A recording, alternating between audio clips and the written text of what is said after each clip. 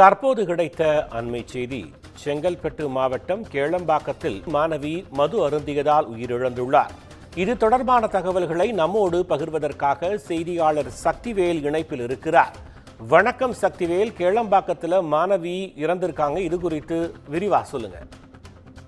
நிச்சயமாக வணக்கம் கோபால். தஞ்சாவூர் மாவட்டத்தைச் சேர்ந்த கல்லூரி மாணவி அஸ்வினி. இவர் செங்கல்பட்டு மாவட்டம் கேளம்பாக்கம் அடுத்த தனியார் கல்லூரியில் BCA 2ஆம் ஆண்டு படித்து வருகிறார்.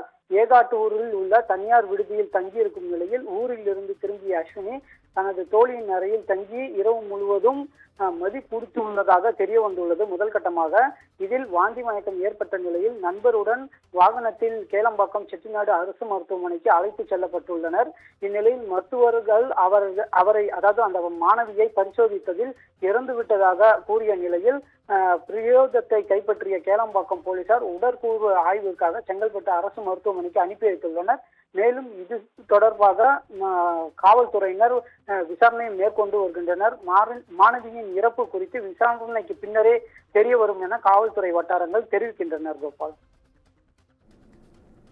தங்களின் தகவல்களுக்கு நன்றி சக்திவேல்.